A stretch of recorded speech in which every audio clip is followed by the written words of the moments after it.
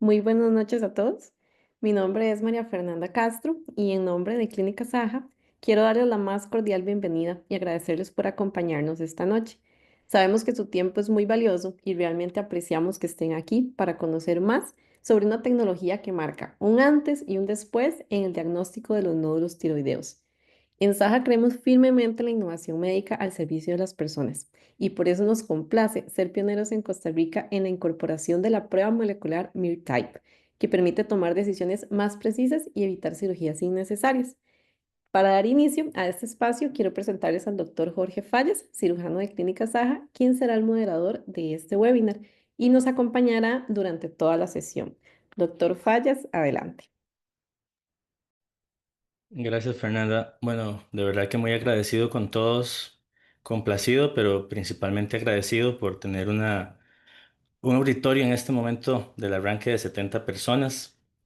Sé que muchísimos de ustedes han trabajado hoy todo el día, así que conectarse a las 7 de la noche, eh, pues de verdad que hay que agradecerlo, no solo de mi parte, sino de parte de los pacientes, ¿verdad? Porque son ellos quienes se benefician de cada actualización y de cada buena decisión que tomemos. Bueno, sin extenderme demasiado, prefiero de una vez presentar al doctor Marcos Santos. Él es doctor en genética humana y biología molecular por la Unicamp en Brasil y la Universidad de Colonia en Alemania. Investigador senior del Centro Oncológico ACE Camargo en Brasil y director científico de Oncod Molecular Diagnostic y responsable científico del desarrollo y validación de la prueba MIR-Type. Así que, doctor Santos, bienvenido y más que agradecido con usted por su presencia y por su tiempo. Olá, Dr. Jorge. ¿Puede oírme? Lo escuchamos perfectamente, doctor. ¿Me escucha bien? Sí, perfecto. Perfecto. Entonces, muchas gracias por la invitación para esta charla. Eh, a todos que están acá para oírnos, muchas gracias por su tiempo también. Como pueden perceber, mi español no es muy fluido, es más un portuñol, pero yo pienso que puede entenderme. Si no entiende, no comprende algo, solamente levanta la mano y podemos discutir, ¿sí? Onde eu vou a compartilhar mi pantalla, me confirma si la puede ver. La vemos muy bien, doctor. Perfecto. Entonces vamos a Solamente hablar. solamente que no está todavía, se podemos ver inclusive, Ah, eh, perfecto. ¿cómo se llama? La parte lateral. Ahora sí, Ahora sí. perfecto. Perfecto, muy bueno. Entonces vamos a hablar de las pruebas moleculares para los nódulos tiroideos indeterminados. Y yo voy a intentar hacer una charla más aplicada, mostrando tanto toda la parte técnica, científica, pero también cómo interpretar todo el manejo que está asociado, ¿sí? Entonces usted ya tiene presentadome, gracias por eso.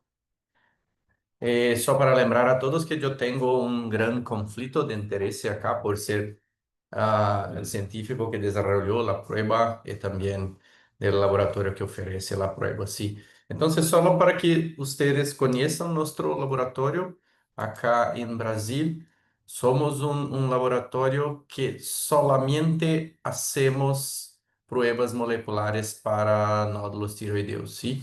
No hacemos nada além de esto. Tenemos nuestro laboratorio acá en San Pablo y también tenemos una oficina de negocios en Barcelona, pero tenemos parceros, alianzas con, así como Clínica Zaha en todo el mundo, prácticamente en todos los continentes. Nosotros somos un laboratorio que es acreditado por la Colegio Americano de Patólogos, que es la principal acreditación de calidad en todo el mundo. Y hoy tenemos testados casi 8.000 pacientes de más de 30 países. Pero entonces vamos a hablar de los nódulos tiroideos. Si esto la limitación de la función de la PAF, todos se saben muy bien. Tenemos los nódulos benignos, que son la mayoría, y estos son los pacientes que vamos a acompañar. Tenemos también los nódulos alta suspección, los sospechosos de los malignos, que son los pacientes que hacen la cirugía, pero esta zona acá de indeterminados, que son los Bethesda 3 o 4, no sabemos si son benignos o si son cánceres. Entonces, normalmente este es el paciente que se hace la cirugía diagnóstica, ¿sí? Pero sabemos que solamente una pequeña porción de estos pacientes se van a beneficiar de esta cirugía. La mayoría de estos pacientes se van a encontrar un nódulo benigno. Entonces, acá tenemos muchas cirugías que podrían ser evitadas, cirugías innecesarias, ¿sí? Entonces, cuando olhamos para todas las guías médicas, los guidelines, que ellos recomiendan que se hace nesta situación de nódulos indeterminados. Entonces, tanto la guía europea de 2023, las guías americanas. Ainda não temos a publicação da nova guia americana de nódulos, pero já sabemos que a recomendação se mantém a mesma para os nódulos indeterminados. NCCN, e assim como muitas outras guias em todo o mundo, recomendam que se hace pruebas moleculares nesta situação. Pero eu gosto de perguntar por que as guias recomendam a prueba molecular. Qual é a lógica de ter esta recomendação? E todo esto se liga num ponto que iremos discutir muito hoje, que é o risco de malignidade, ¿sí? El RUM. Porque hoje toda nossa conduta, todos que hacemos baseado em ultrassom e tudo que hacemos baseado em la citologia é baseado em lo risco de malignidade. Sim, então, cada uma destas classes de los nódulos em el ultrassom, cada uma das classes de citologia que temos em el Bethesda, eles têm um risco de malignidade associado e com base neste risco que tomamos as decisões de todo que se hace feito com este paciente. Então, quando temos um nódulo tiroideo Bethesda 2, por exemplo, por mais que chamamos este nódulo como benigno, sabemos que temos acá um risco de malignidade residual, algo entre 12 e 7%, de acordo com a literatura, sim? Pero é um risco muito baixo. Sí, es tan bajo que no se beneficia a la mayoría de los pacientes de la cirugía, entonces es consenso que podemos acompañar estos pacientes. La misma forma con los nódulos Bethesda 5 o 6. Tenemos un riesgo muy alto de malignidad, ¿sí? Pero no es 100%, pero es suficientemente alto el sospecho para que acá suporte la cirugía, ¿sí? Mismo que tenemos una cirugía que se revela un nódulo benigno, el riesgo es muy grande, entonces acá tenemos más clareza de lo que hacer. La situación de los nódulos indeterminados son esta zona cinzenta porque tenemos un riesgo que no es tan bajo y un riesgo que también no es tan alto. Entonces sabemos cuál es la mejor situación acá. Entonces, o que las guías, los guidelines tracen para nós é uma tentativa de usar uma ferramenta que se pode reclassificar este risco de malignidade. Algo que se pode tirar este nódulo desta área e trazer para algo com muito baixo risco. Ou trazer este nódulo para uma zona de risco de malignidade suficientemente alto para que possamos pensar em la cirurgia, sim? E quais são os critérios que usamos acá para hacer esta reclassificação de risco?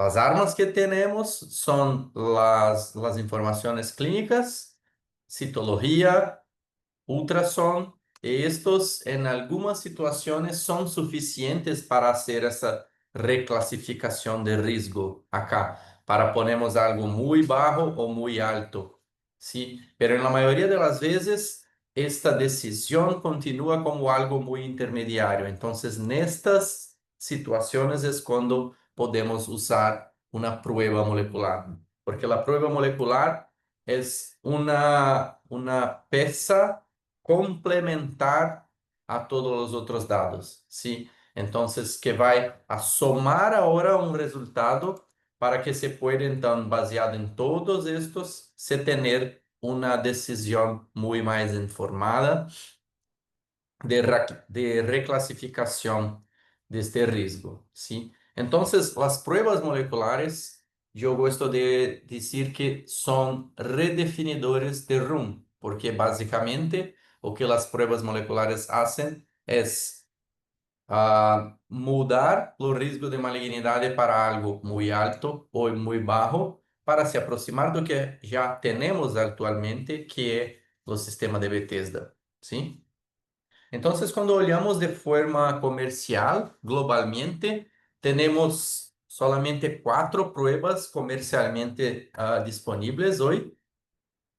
El MIR-Type Full que iremos presentar hoy, pero también las pruebas americanas, ThyroSeq, Afirma, ThyraMIR y ThyGeNext. Eu não vou falar hoje de Aldila Tyroprint porque ainda é uma prueba que não se tem nada publicado, não se tem aprovações ainda regulatórias em nenhum lugar. E o próprio website de ellos se diz que não é para uso diagnóstico. Então, acá não estamos falando de algo en el campo de pesquisa. Acá em Latinoamérica, as duas principais pruebas moleculares que temos são o MIR-Type e a Firma. Eu vou passar com mais detalhes nos outros slides de todas estas características, pero as diferenças basicamente são, em el MIR-Type nós olhamos para dois tipos de moléculas, os microRNs e também para a ADN, e afirma solamente ARN mensajero. La principal diferencia es que en el MIR-Type nosotros no necesitamos que los pacientes hacen una nueva punción, una nueva PAF. El teste es realizado del mismo corrido, de los mismos cristales que se hacen clasificado como Bethesda 3 o 4, y la firma necesita que se reclute el paciente para hacer una nueva punción, ¿sí? En términos de performance, los resultados negativos son muy próximos. Tenemos una diferencia acá, tal vez significativa, en el valor predictivo positivo y también en el BCR. Esta es una medida de performance que es muy importante de se considerar, porque el BCR se dice que es Benign Call Rate. Entonces, es la porcentaje de pruebas que se tienen un resultado negativo, porque acá queremos evitar la quirugía. Entonces, esto se dice que en 68% de los testes que son realizados al MIR-Type, 68% tienen un resultado negativo con 98% de confiabilidad. En la firma, 54%, medio, con 96% de confiabilidad. Una otra diferencia importante acá para Latinoamérica es que el MIR-Type fue desarrollado con pacientes desde Latinoamérica, brasileños, argentinos y peruanos.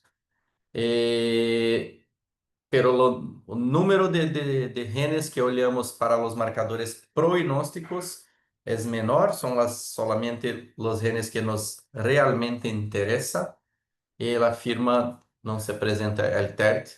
Y tenemos también, esto varía mucho, una diferencia acá de costo, pero generalmente el MIR-Type tiene un costo 2, 3 vezes menor, menos costoso que ela afirma. Então, como les disse, não necessitamos que o paciente haga uma nova punção. Se a punção que se tem hasta 5 anos, está muito buena para ser usada para a prova, usando as mesmas lâminas, os mesmos cristales que estão arquivados em la patologia. Então, hoje, el MIR-type é a prova molecular mais prescrita fora, obviamente, de los Estados Unidos. Entonces, ¿cómo que esta prueba, el MIR-type, faz esta redefinición de riesgo de malignidad? ¿Cómo se funciona esto? Entonces, es una prueba que tenemos dos componentes, ¿sí? Que es muy importante entender. Un componente que llamamos de diagnóstico y un otro componente que llamamos de prognóstico. En el componente diagnóstico queremos responder esta pregunta. ¿Este nódulo es más probable de ser benigno o maligno? Porque eso nos ayuda a decidir si acompañamos o si hacemos la cirugía. Y con los componentes prognósticos tentamos responder a esta otra pregunta. Si este nódulo es potencialmente agresivo. Y con esto tenemos una mejor decisión de planeamiento quirúrgico, ¿sí? Entonces yo voy a pasar por estos dos componentes. Yo voy a comenzar por lo componente diagnóstico que se separa los nódulos benignos de malignos. Entonces, como le decía, olhamos tanto para a expressão de microRNAs e também mutações em el ADN, como por exemplo em genes BRAF, TERT e em RET. Las pruebas não necessitamos nenhum tipo de coloração específica, todos os tipos de coloração e de fixação estão validadas.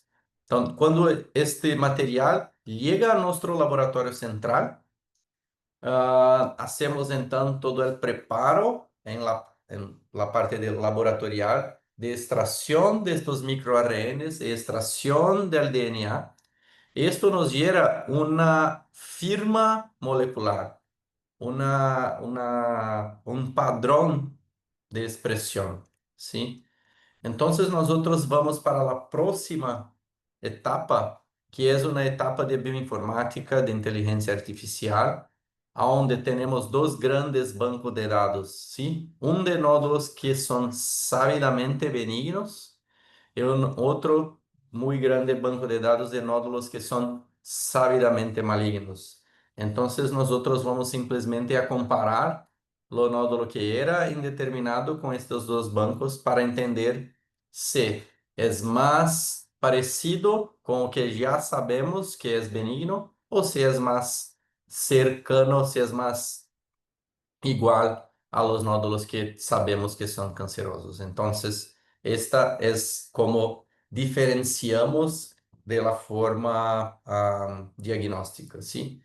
E quando usamos este método, quanto se acerta, quão acurado é este método? Então, para responder esta pergunta, temos dois estudos que têm um desenho muito similar, onde comparamos a prova molecular com os resultados da cirurgia, ¿sí? Usando a cirurgia como referência, como gold standard. Então, nosso primeiro estudo foi publicado em la revista Thyroid com 173 pacientes. E nosso segundo estudo, que está para ser publicado muito breve, é um estudo que foi apresentado em Congresso Europeu e também americano, onde comparamos 510 pacientes de 14 sites diferentes, de 3 países diferentes, todos acá em Latinoamérica. E em ambos chegamos a resultado de performance muito parecido, muito cercano. 96 hasta 98% de valor preditivo negativo e 76% de valor preditivo positivo.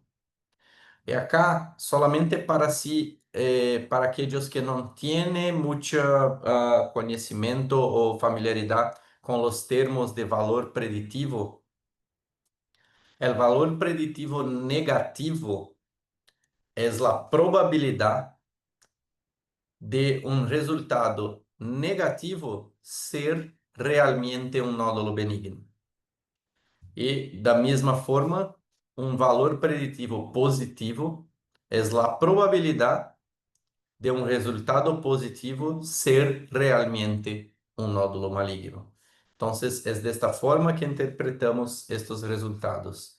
E por que são importantes? Porque na prática, o que eles significam é, quando temos um nódulo indeterminado acá e se hace a prova molecular, se temos um resultado negativo, temos, como lhe mostrei, um valor preditivo negativo entre 96 e 98%, que significa um risco residual de 2 a 4%, o que significa que agora temos um novo risco de malignidade para este nódulo, que é muito similar a um Bethesda 2. Então, a conduta que teremos acá é a mesma que se estivesse delante de um nódulo Bethesda 2, ¿sí? Que pode ser inclusive quirúrgica, ¿sí? Pero agora sabes que em termos de risco de malignidade, tiene um Bethesda 2.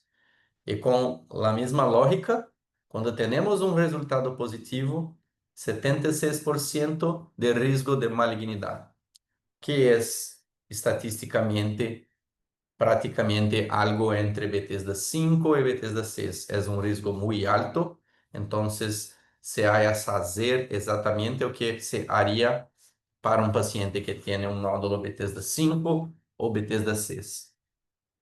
Pero este risco es el riesgo inicial, el mínimo que tenemos. Podemos aumentar este riesgo con los marcadores prognósticos que yo voy a mostrar a ustedes ahora.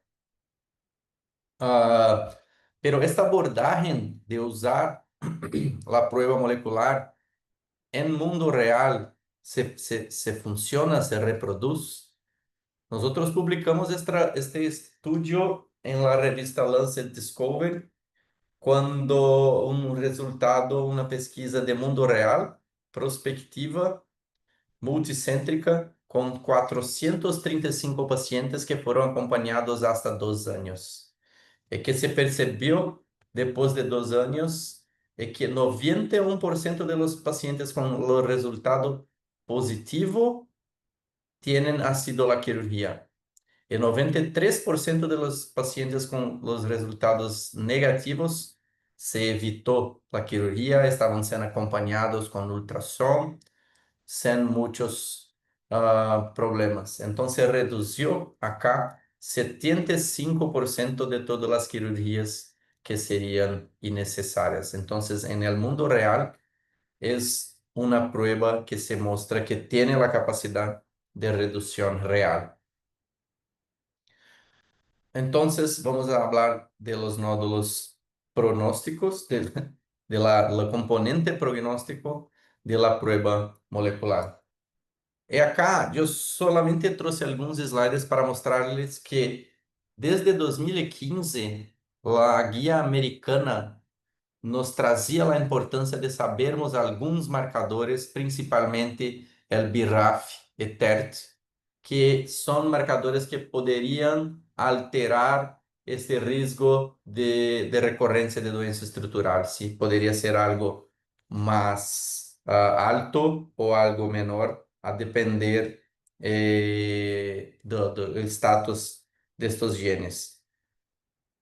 E agora, em uma nova guia que se trata solamente de câncer, sí, que hasta sido publicada 2 meses atrás, algo como, temos novas recomendações, sí, tanto pré-quirúrgica para a extensão, para o planejamento cirúrgico, como pós, depois da cirurgia. Então, a recomendação é la evaluación antes de la cirugía no es recomendada de forma rotineira, ¿sí? Entonces, nosotros no vamos a solicitar para todos los pacientes marcadores prognósticos, ¿sí? Pero, however, si usted tiene este resultado, ello puede ser considerado para la decisión para informar acá la extensión quirúrgica, ¿sí? Entonces, esta es la importancia que asociamos los marcadores prognósticos, que no se recomiendan que se hace para todos los pacientes, en la misma prueba que se realiza lo componente diagnóstico, que se recomienda para todos los pacientes. Entonces, tiene un resultado más completo. Da mesma forma, para los pacientes después de la cirugía, lo mismo, no es recomendado de forma rotinera, pero si tiene esta información, ella debe ser usada para estimar los riesgos de recurrencia. Entonces, cuando olhamos especificamente para las recomendaciones, tenemos tres principales avaliaciones acá. Como ya sabíamos, si tenemos los dos genes mutados al mismo tiempo, BRAF y TERT, esta es la peor situación molecular que se sabe en la literatura. Estos son pacientes con nódulos muy agresivos que merecen una atención y una cirugía diferenciada. El BRAF, solamente el BRAF no es muy claro ainda. Tenemos buenos estudios mostrando que tiene un peor pronóstico, tenemos buenos estudios mostrando que no, pero ahora sabemos que la cantidad de mutaciones en el gene BRAF hace también diferencia. Y cuando olhamos para las otras guías como ETA y NCCN, todas también la traen la discusión de la importancia de los genes BRAF y TERT para predicción de metástasis y también para planeamientos quirúrgicos, ¿sí? Entonces, en la prueba MIR-Type tenemos estos dos componentes. Acá, con la expresión de los microRNs, vamos a hacer la diferenciación benigno o maligno.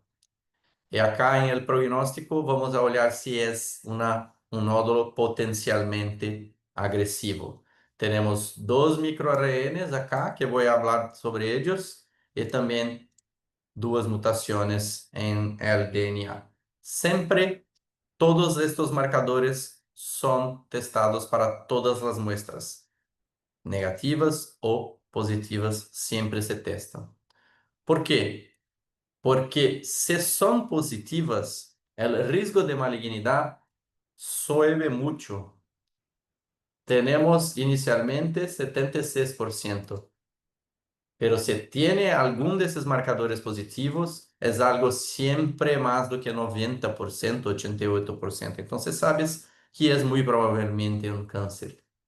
Pero también, por ejemplo, este microRNA acá, 375, es un predictor de carcinoma medular muy bueno.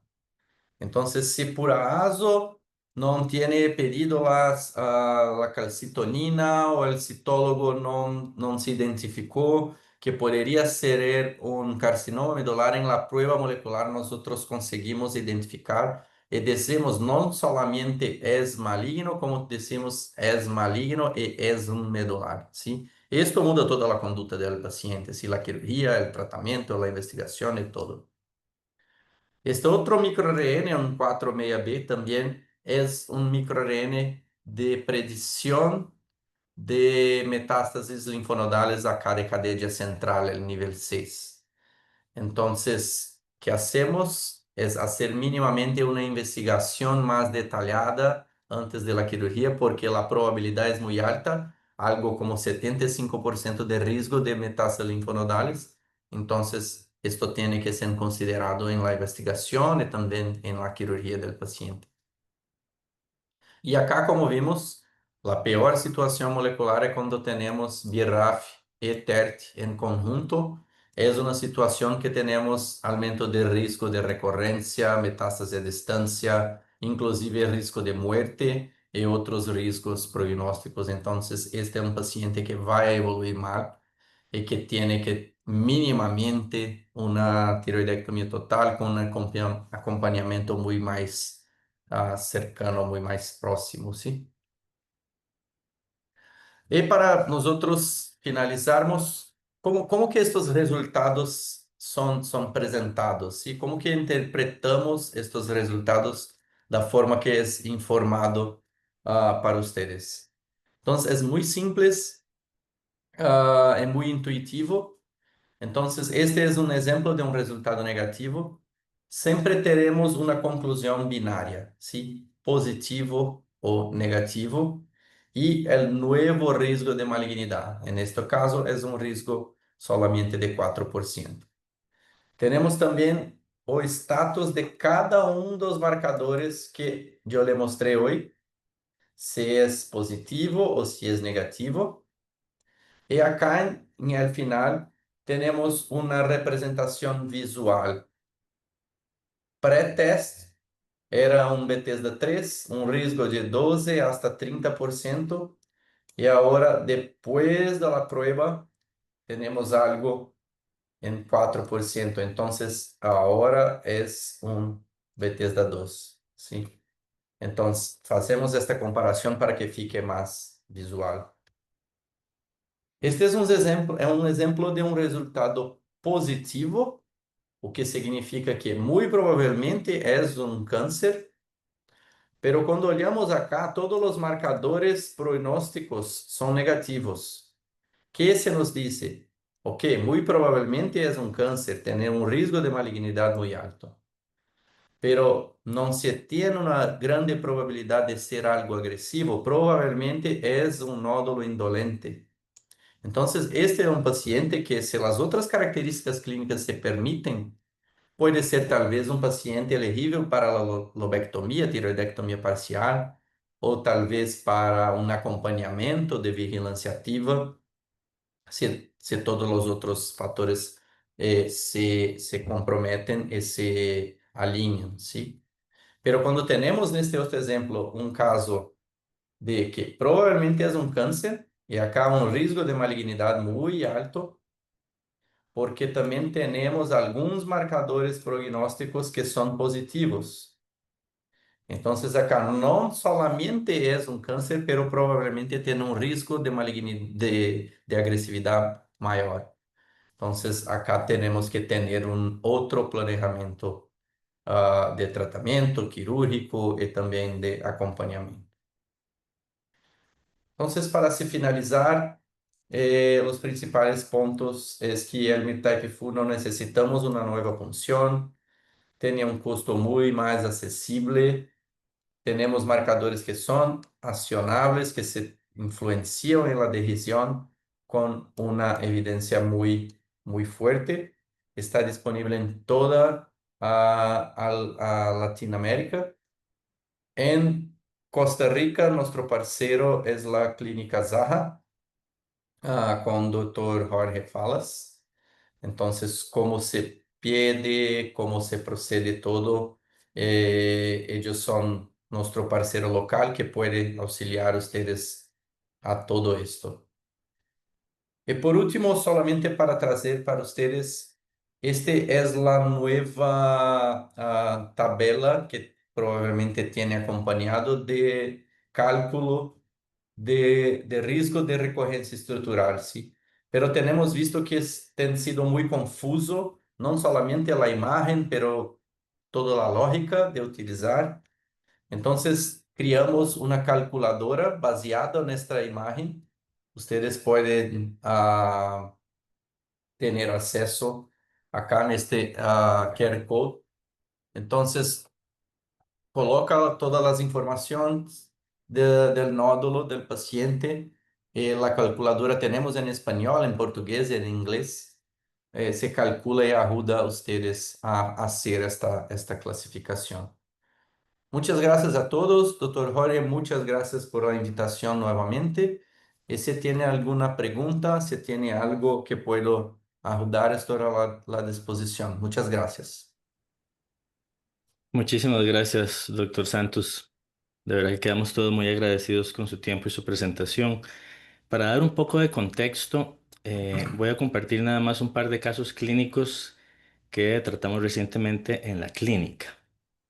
Voy a compartir pantalla y después pasamos a la sesión de preguntas. Todos pueden, aprovecho para decirles que todos pueden en la cajita que está abajo de Q&A, ¿verdad? De Questions and Answers, poner ahí su pregunta escrita y al final, por supuesto, que vamos a responder todas las que estén ahí.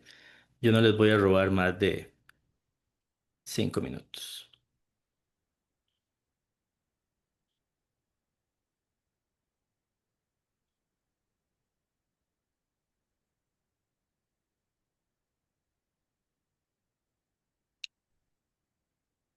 Este primer paciente, 21 años, llegó hace como unos 4 meses, 3 meses a la clínica. Ningún antecedente médico, ninguna patología, cirugía, nada. Pero sí dice que tenía un bulto en el cuello, en la cara anterior del cuello, que la madre le había detectado desde hace 2 años. Ella como que no le había dado mucha importancia, se lo sentía, pero no le dio importancia. Con el tiempo empezó a tener sensación de masa al deglutir, ¿verdad? Tal vez no tanto disfagia, pero sí esa sensación de que se movilizaba una masa cada que deglutía. Y esa carraspera que le obligaba a estar constantemente aclarando la voz. De hecho, en la consulta pasó todo el rato que estuvimos ahí, ¿verdad? Con ese manifiesto ahí a cada rato. Una TSH normal y bueno, le hicimos el ultrasonido en el consultorio, le encontramos dos nódulos, ahorita los vamos a ver, ambos sólidos, isoecoicos, de bordes bien definidos, sin microcalcificaciones, homogéneos.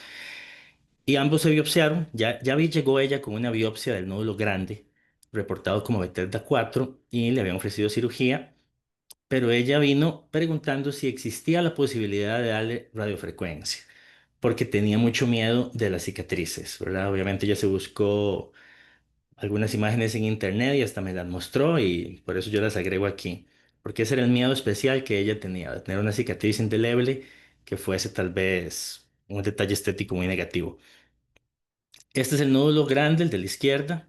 Como ven, es un nódulo de 3,9 centímetros en su mayor diámetro. Era un nódulo que ya era visible cuando ya extendía el cuello, pero veo que hay algunos radiólogos conectados, no me dejan mentir. Es un nódulo bastante isoecoico, muy regular. No puse el Doppler, pero muy vascularizado, sin una sola microcalcificación, muy homogéneo, más ancho que alto en ambas incidencias. Y este otro nódulo pequeñito, ¿verdad? Que no mide más de 1,15 aquí, tratando de exagerar un poco la distancia cefalocaudal. Pero de las mismas características, este no había sido biopsiado. Entonces yo le solicité que se tomara una biopsia de este nódulo también antes de tomar cualquier decisión. El resultado fue un Bethesda 2 y este nódulo era un Bethesda 4. En primera instancia, pues sí parece que la cirugía es el tratamiento más apropiado, más que todo una cirugía diagnóstica. Por supuesto, yo considero que si uno le plantea a esta paciente hacerle una hemitiroidectomía para extirpar el nódulo sospechoso y que es al fin y al cabo el que produce síntomas, pues hay que tener un poco de claridad con este otro nódulo, ¿verdad? Ahí puede estar inclusive el grueso de la decisión, puede a veces inclusive estar en el nódulo más pequeño. Ambos nódulos, creo que estamos todos de acuerdo, es un T-REX 3. Así que en el afán que ella tenía de ojalá no operarse, hablamos un poco, le expliqué sobre la posibilidad de hacer un test molecular, lo enviamos y todo salió negativo, con un riesgo de malignidad que bajó del 23,34 al 4% post-test, ¿verdad? Este 4%, como le explicó muy bien el doctor Santos, está definido por el valor predictivo negativo, que al fin y al cabo en tumores malignos, si es un estudio para diagnosticar tumores malignos, es mucho más importante que tenga un valor predictivo negativo alto que un valor predictivo positivo alto. De todos modos, es muy difícil que un estudio logre porcentajes de ambas características muy altos, ¿verdad? Porque termina siendo excluyente al estudio intentar abarcar la mayor cantidad de espectro maligno de genotipo, pues abarcará algunos benignos y viceversa. Si solo queremos que sea malignos y que no haya falsos ahí de pacientes con el benignos categorizados como malignos, pues probablemente se excluirán algunos pacientes malignos de la inclusión. Así que definitivamente lo positivo aquí, lo ideal es que el test que vayamos a elegir tenga un valor predictivo negativo lo más cercano a 100 posible. Entonces, es importante también que al fin y al cabo nosotros somos clínicos y lo que tenemos enfrente es un ser humano, es un paciente, no es un test molecular. Hay que tomar en cuenta todos los diferentes factores que suman algo al riesgo. Analizando un poco esta paciente, bueno, la historia era más sugestiva de benignidad. Un nódulo viejo, de varios años, desde que se lo nota. Probablemente se le notó ya cuando tenía una dimensión considerable. Databa de mucho más atrás de esos 2 años. Al examinarla, era un nódulo sumamente blando, como palpar una tiroides normal. La ecografía, como vieron, era un TRAPS 3, un, un patrón de sospecha clasificado por la ATA como de bajo riesgo. Así que estamos ante un 5% de chance de malignidad por ultrasonido. La BAF, como vieron, fue un Bethesda 4 y el MIR-Type habla de benignidad. Entonces, todo indica o todo señala hacia benignidad. Además, el otro nódulo que se biopsió, el diagnóstico fue contundente de benignidad y si ustedes los ven, pues son nódulos muy similares, ¿verdad? Son nódulos isoecoicos, de bordes regulares, más anchos que altos, en fin, sin microcalcificaciones, homogéneos. Así que la decisión en ella fue radiofrecuencia, ya que ella tenía ese deseo claro de evitar a toda costa una cicatriz sabiendo que tenía bastantes factores que señalan que, de hecho, todos los factores que se podían analizar apuntan a benignidad, inclusive la BAF. Sabemos que un Bethesda 4, el chance mayor es que sea benigno. Entonces aplicamos radiofrecuencia, esto fue hace como 3 meses, la paciente actualmente está muy satisfecha y el nódulo ya está muy pequeño y los síntomas desaparecieron. Y este segundo caso, para terminar, una paciente también femenina, también muy joven, 39 años, totalmente asintomática, se hizo un ultrasonido como parte de un programa que tenía en medicina de empresa donde ella trabaja en el 2023 y ahí se le documentó por primera vez un nódulo.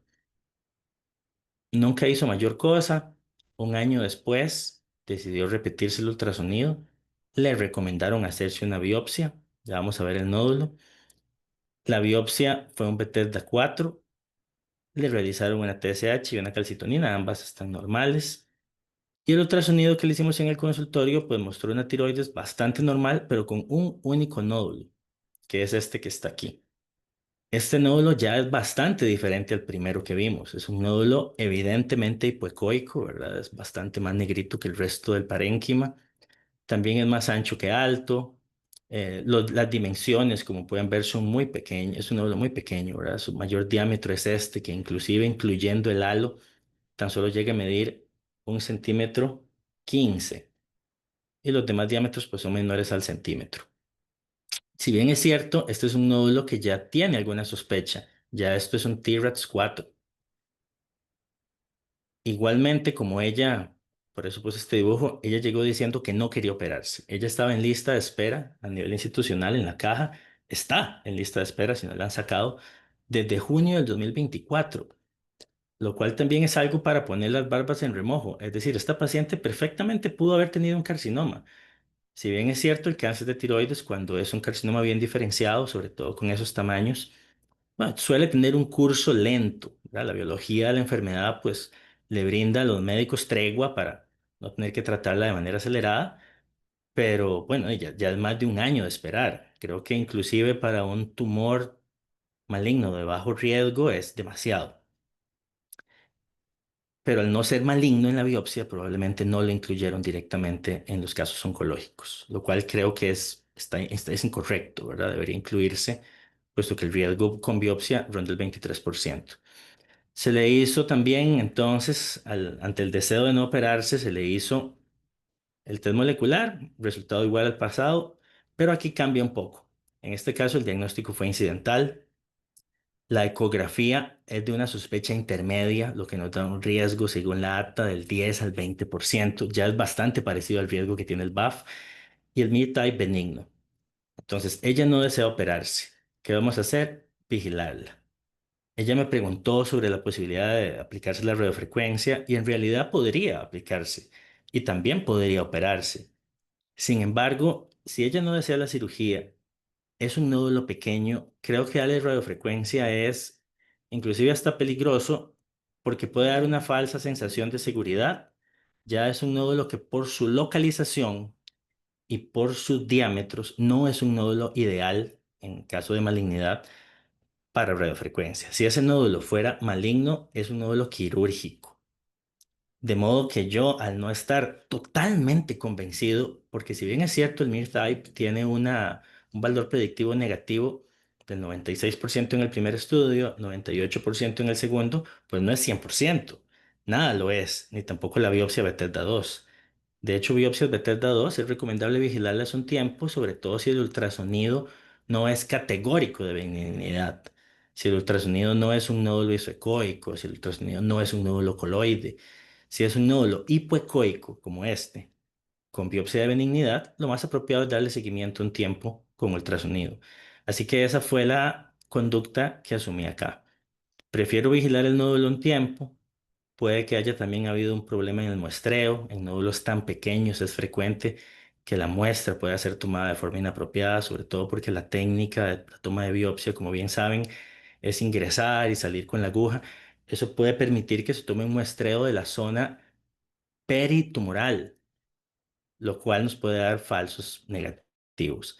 Así que ante esa pequeña posibilidad de 2 a 4% de que el nódulo sea maligno, sobre todo acuerpado con una sospecha intermedia en el ultrasonido, es una paciente que se puede beneficiar de vigilarse ante un nódulo tan pequeño, se evita la cirugía y no tenemos esa falsa confianza de que mi nódulo fue tratado, sino que podemos darle un seguimiento apropiado. Bueno, muy bien. Eh, Ahora únicamente vamos a responder preguntas, así que es el momento de que todas las hagan. Vamos a ver, parece que hay una por acá. El doctor endocrinólogo, el doctor Calvo, nos pregunta, ¿hay características de la BAF que limiten la capacidad de la prueba? Tiempo que ha pasado desde que se hizo la punción, por ejemplo, o algunas reglas para el mantenimiento del material. Perfecto, muy buena pregunta. Muchas gracias, doctor Calvo. No se tiene, si la BAF fue realizada hasta 5 años, está ahí en el plazo de ser hecho la prueba molecular, ¿sí? Pero es importante que tenemos una diferenciación acá de lo que es una restricción técnica do que es una restricción clínica, ¿sí? ¿Qué quiero decir con esto? Se tiene hasta 5 años desde que se fue fecha la BAF, técnicamente podemos hacer y teremos un resultado, ¿sí? Pero tenemos que lembrar que si tenemos una BAF de 4 años, por ejemplo, es una foto de cuando se fue funcionado a 4 años atrás. Entonces, si este caso evoluiu, teve cualquier tipo de evolución, se creció, se mudó las características ultrasonográficas a todo, no es una cuestión más técnica, es sí una cuestión más clínica. Sería interesante tenermos una otra punción para que se pegue un estatus más actualizado de toda la genética de este nódulo. Sabemos que los nódulos no evoluyen tan rápidamente, mucho menos las diferencias moleculares, pero yo siempre me gusta de relembrar que depende mucho si estamos hablando técnicamente o clínicamente, ¿sí? Entonces, cuando se hace la punción, no se está pensando en la prueba molecular, entonces no tiene que armazenar o mantener el material en cualquier condición específica. Temperatura ambiente, todo el transporte también de las muestras desde Costa Rica hasta Brasil es en temperatura ambiente. Ese funciona muy bien. La limitación que tenemos es la cantidad de células, sí que son mínimamente 6 grupamientos de 10 células, que es el mismo criterio para tenemos un Bethesda, que no sea un Bethesda 1, ¿sí? Entonces, si no es un Bethesda 1, está bueno para se hacer la prueba. Perfecto, doctor. Sí, coincido en eso de que si la biopsia ya data de 4 años, ¿verdad? Estamos ante un nódulo distinto. Probablemente. El doctor Cambronero, cirujano, hace varias preguntas. Se las voy a ir preguntando una por una, doctor. Primeramente, ¿tiene el MIR-type algún rol en la detección de mutaciones accionables? Ah, entiendo la pregunta en términos de accionables, serían para predicer terapia sistémica, tal vez la pregunta. Si tiene un BRAF positivo, tienes una posibilidad de, si es un caso que se haya a avanzar para dabrafenib y trametinib. Y también si tiene un carcinoma medular, hacemos las mutaciones somáticas del gene RET, que se evolúe mal, tiene la posibilidad de usar selpercatinib. Pero no es una prueba que tiene la intención terapéutica, ¿sí? Es que estos marcadores también tienen drogas y mutaciones accionables, pero se necesita de algo para selección de tratamiento, terapia sistémica, son otras pruebas que ofrecemos también, pero es un panel más largo que tiene que tener ALK, tiene que tener NTRK, que tiene que tener otros genes. Yo veo acá que también se pregunta en la población pediátrica o adolescentes. Muy buena pregunta, gracias. Hoy no tenemos la validación publicada para esta población. Es un estudio que estamos desarrollando ahora con 4 centros en Estados Unidos, Brasil, Turquía y Australia. Eh, Hasta ahora tenemos 28 crianças. No se percibió hasta ahora ninguna diferencia en términos de performance, ni mejor ni peor, pero no es algo que está terminado. Entonces, o que actualmente hacemos, si quieres hacer la prueba para los niños, se puede hacer, pero el médico solicitante también, como se dice en español, papá y mamá, tiene que estar cientes que no tenemos esta validación. En el reporte tenemos una nota hablando que esto es un uso como si fuese algo off-label, ¿sí? Muy Eh, bien. Anota un comentario también el doctor Cambronero. Voy a leerlo porque creo que eso no tienen acceso los demás asistentes. Recordar que en reportes de nódulos con Bethesda 4, con TSH suprimido, con gamma de tiroides que muestra nódulo caliente, no requiere cirugía ni test molecular. Ok, bueno, sí, de hecho, esta va a ser la primera, aprovecho para anunciar que este va a ser el primero de varios webinars que iremos haciendo con el paso del tiempo, porque este tema de los nódulos tiroideos da para mucho más. Hay toda una recomendación que se expuso recientemente en el ITC, en el congreso que hubo en Río de Janeiro hace, no sé, 3 meses, de cómo, ¿verdad? Puede uno valerse no solo del test molecular, sino como les mencionaba en los casos clínicos, de ecográficamente cómo se ve el nódulo, el tamaño, efectivamente si la TSH está suprimida y el nódulo es el causante de esa TSH suprimida, porque puede que no todos los nódulos necesiten test molecular.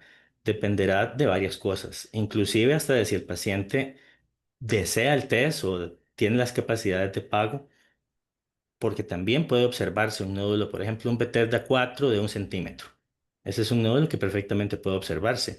E inclusive si fuera maligno podría observarse, sobre todo si el paciente tuviera una edad avanzada. Entonces hay varias cosas que combinar, como bien lo dice el doctor Cambronero. También pregunta sobre el costo, relacionado a costos de otras marcas en Estados Unidos que son muchísimo más elevados. Yo se lo voy a responder ahorita por mensajes. No quiero hablar de dinero abiertamente en la charla académica, Pero si les digo que a todos los asistentes la clínica les enviará un documento con los costos de, de las diferentes pruebas, MirThai Full, MirThai Pre-Op y las diferentes pruebas que ofrece el laboratorio Oncos con los precios y cuál es el proceso, ¿verdad? El cual es muy sencillo, pero es para que sepan bien a qué número llamar, cómo enviarlo y que sea un proceso bastante automático como lo ha sido en los primeros casos. Pregunta también el doctor Cambronero, ¿el MIR-Type incluye mutaciones en RAS? Y si sí lo incluye y está mutado, ¿cuál es su recomendación en relación a la extensión de la cirugía? Perfecto, doctor Cambronero. No, nuestra prueba no se incluyen las mutaciones de RAS por algunos motivos, ¿sí? A mí no me gusta RAS porque tenemos RAS en nódulos benignos, tenemos RAS en nódulos malignos, tenemos RAS en nódulos agresivos, tenemos RAS en nódulos indolentes. No es un marcador muy bueno para nada, en mi opinión. Y tenemos, cuando decimos RAS, son tres genes, KRAS, NRAS y HRAS. Entonces, tenemos cuatro o cinco mutaciones en cada genes. Si tienes que olhar RAS, la prueba fica muy costosa, fica muy larga y es una análisis que no adiciona mucha información. Entonces, nosotros optamos por no incluir los RAS porque no se trace una información. Cuando tienes, pero se hace una prueba molecular cualquier que tiene RAS, solamente si el RAS está mutado, solamente el RAS, no se muda cualquier tipo de conducta, solamente sabemos que muy probablemente puede ser un IFTP o tal vez un tumor folicular. No es un BRAF-like, ¿sí? Pero se tiene el RAS asociado con otras mutaciones tardías como TERT, P53, y P3 quinase. Estos son nódulos un poquito más agresivos que merecen tal vez algún otro tipo de investigación, pero es muy, muy, muy, muy raro. Entonces, en términos de costo y beneficio, optamos por no incluir el RAS en nuestra prueba. Muy bien, pregunta el doctor Charpentier, también es cirujano el doctor. Con el último caso que explicó el doctor Fallas, hipotéticamente hablando, si en el momento de vigilancia vemos que la paciente le cambia de características el nódulo, por ejemplo, pasa a ser o sea, sobrepasa los 2 centímetros, la paciente desea evitar el manejo quirúrgico, tendría indicación de repetir el test molecular, suponiendo que con el tiempo haya mutado el nódulo. Bueno, aquí quiero anotar yo antes de pasarle la palabra al doctor Marcos. Creo que lo más apropiado, si el nódulo cambia en sus características, es volver con el proceso como está estipulado, ¿verdad? Volver a examinar a la paciente, volver a historiar a la paciente, hacer un ultrasonido propio para ver bien las características, cuál fue el cambio. Y de haber un cambio que obligue a la biopsia, creo que lo ideal sería repetir primero la biopsia, ¿verdad? Y basado en eso, al menos esa sería mi conducta, basado en esa segunda biopsia, pues valoraría la posibilidad de repetir el test, pero creo que lo primero sería repetir todo, historia clínica, examen físico y biopsia. Pero bueno, quiero darle la opinión también al experto que tenemos hoy. Eh, es una pregunta muy buena. Yo voy a hacer, yo voy a hablar que no se sabe, hablando específicamente de la prueba, no se tiene hoy ninguna recomendación oficial de se repetir la prueba molecular, pero también no se tiene ninguna recomendación de no se repetir.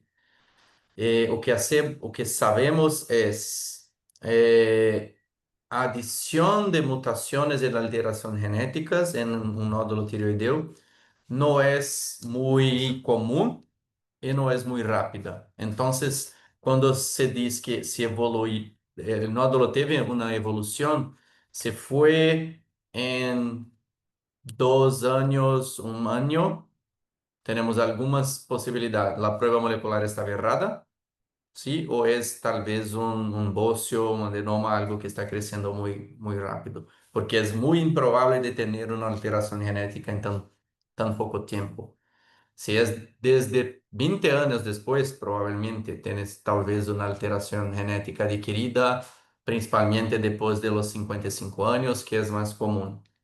Pero el principal problema que tenemos en esta situación, en nuestra experiencia pelo menos, son cuando tenemos, no con nódulos pequeños, pero con nódulos que son más largos, y la punción no se funciona en toda la extensión del nódulo.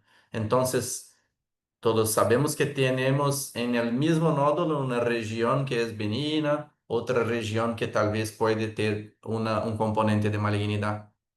Entonces, si durante la punción no se coletó la muestra en toda la extensión del nódulo, esto es un caso que también podemos tener un falso negativo. Pero solamente, doctor Falas, complementando esto, es que tenemos como usted tiene mostrado, así como todas las pruebas moleculares, un riesgo de malignidad residual en el resultado negativo, ¿sí? De 2 a 4%. Entonces, si tiene una casuística de 100 casos, puede esperar que tiene algo como 3 casos que son falsos negativos. Pero cuando tiene el resultado de la prueba molecular, se recuerda que nosotros también analizamos los genes de agresividad. Entonces, mesmo que seja un falso negativo, muy probablemente es un carcinoma de muy bajo riesgo, que se podría, que no traería cualquier tipo de problema. Entonces, tiene una información a más que solamente el Bethesda 2, ¿sí? Sabes, tiene un riesgo de malignidad muy bajo, pero si no es, si es un resultado, un falso negativo, tiene también la información de los genes pronósticos diciendo que realmente, por más que pueda ser un carcinoma, es de muy bajo riesgo. Perfecto, doctor, muchas gracias. Bueno, no veo que haya nuevas preguntas. Vamos a finalizar únicamente recordándoles que la clínica les estará enviando un material. Ah, bueno, el doctor Simpson, patólogo, nos pregunta, ¿existe la posibilidad de enviar la muestra de citología líquida del PAF al laboratorio y ellos en el laboratorio hacer el extendido citológico? No, porque la cuestión logística, doctor Simpson, con muestra líquida, la cuestión logística de envío y de entrada de esa muestra, tanto la salida de tu país en Costa Rica cuanto la entrada nuestra en Brasil, es un proceso completamente diferente, muy costoso, muy largo. Entonces necesitamos de recibir las muestras secas, tanto el extendido, pero también puede hacer ¿cómo se dice? Medio líquido, pero en la lámina. No me recuerdo ahora el nombre exactamente. Pero podemos recibir también cell block, punción de aguja grosa, larga, pero líquido no, por una cuestión logística. Claro, por todas las políticas de envío de material biológico y esas vainas. Sí, sí, es Perfecto, posible, pero tiene 20 días solamente para desarrollar todo el proceso, no es factible. perfecto. Bueno, si alguien tiene una pregunta adicional, es el momento, sino para cerrar la charla. Recordándoles, eso sí, que próximamente estaremos haciendo nuevos webinars. La idea es involucrar a la clínica un poco más en actividades académicas, así que se les estará enviando por correo. Igualmente yo les estaré enviando a los que tengo de contactos de forma directa, personal. Y la próxima semana la clínica se comprometió en enviarles un documento con todas las especificaciones de costos, procesos de envío y todo lo que es logística para la recolección de muestras de esos pacientes. Bueno, agradeciéndole nuevamente a todos. Tuvimos un auditorio buenísimo, casi de 100 personas. la gran mayoría dedicados específicamente al tratamiento de nódulos tiroideos. Y por supuesto agradecerle al doctor Marco Santos por su palestra. So, muchas gracias, doctor Palas, por la invitación. Siempre a la disposición y a todos que nos escucharon hoy. Perdón por mi español, pero pienso que puede entenderme. Si puede contribuir de alguna forma, estoy siempre acá a disposición. Muchísimas gracias y gracias a todos en casa. Hasta luego. Hasta gracias.